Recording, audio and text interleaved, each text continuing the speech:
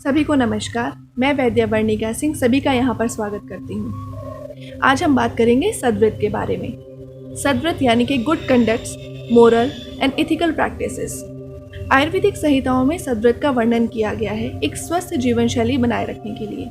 उन्होंने बताया है कि जो सज्जनों द्वारा किया जाने वाला आचरण है वही सद्वृत्त है। हमारा पूरा जीवन शरीर, इंद्रिय, सत्व, आत्मा का ही सहयोग है। यानी कि मुख्य रूप से देखें तो शारीरिक और मानसिक व्याधियों से ही हमारा शरीर ग्रस्त होता है। तो इन्हीं दो व्याधियों को एक सम स्थिति में बनाए रखने के लिए हमें सद्वृत्त का पालन जरूर करना चाहिए। सद्वृत्त के लिए आचार्यों ने बताया है कि उससे आरोग्य व इंद्रिय जय की प्राप्ति होती है, यानी कि disease free condition with control over our senses. इसके अलावा सद्वृत्त का पालन करने से एक पॉजिटिविटी हमारे शरीर में बढ़ती है, सत्व गुण की वृद्धि होती है।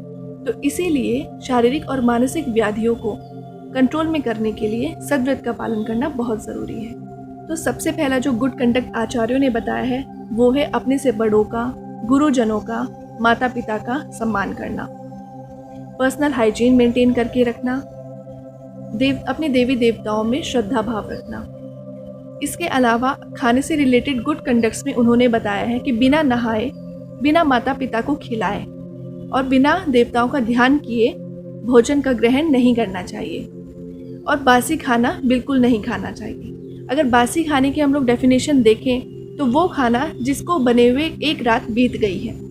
और आज की सिचुएशन में अगर हम लोग देखें तो पहले का बना हुआ खाना हम लोग ऑलरेडी फ्रिज में स्टोर करके रख लेते हैं जिससे हम उसको अगले दिन यूज़ कर सकें। और इसके भी अलावा हम लोग देखें तो कितने सारे मार्केट में रेडीमेड प्रोडक्ट्स अवेलेबल हैं जिनको हम लोग आकर अपने फ्रिज में स्टोर कर लेते हैं और उसको खाते हैं। तो क्या ये गुड कंडक्ट्स है? नहीं, ये गुड कंडक्ट बिल्कुल नहीं है। मन व कार्य से रिलेटेड सद्वृत्त में भी कहा गया है कि हर एक परिस्थिति में हमें सम बने रहना चाहिए। यानी कि ज़्यादा खुशी की कंडीशन में भी हमें ज़्यादा खुशी नहीं जाहिर करनी चाहिए और ज़्यादा दुख की कंडीशन में हमें अपना आपा नहीं खोना चाहिए। उसमें भी हमें सम बने रहना चाहिए। अपने इमोशंस पर हमें कंट्रोल करना चाहिए। कुछ मोरल कंडक्ट्स हमें बचपन से ही सिखाए जाते हैं, जैसे झूठ नहीं बोलना है, बड़ों का सम्मान करना है, चोरी नहीं करना है। ये शुरू से हम लोग को बताए जाते हैं। तो कुल मिलाकर अपने मन, शरीर व वाणी को कंट्रोल में करके रखें। अपने मन, शरीर व वाणी से कोई भी कार्य इस प्रकार का ना करें जिससे दूसरे लोगों को परेशानी महसूस हो। इस प्रकार से क्या होगा कि आपको एक अंदरूनी खुशी मिलेगी और एक शांति का भाव आपके मन में आएगा, एक पॉजिटिविटी आपके मन में आएगी।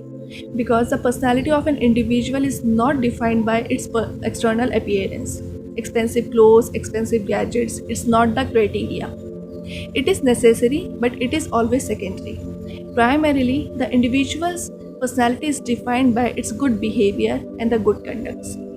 तो इस सद्वृत्त का मोरल यही है कि आप अपने मन में एक शांति का भाव बनाए रखिए, सबके साथ उस तरह का बिहेवियर रखें जिससे आपको भी एक अंदरूनी खुशी मिले। इससे जो शारीरिक और मानसिक व्याधियाँ जो हमें होती हैं उनसे हम अपने आप को बचा सकते हैं। Thank you so much.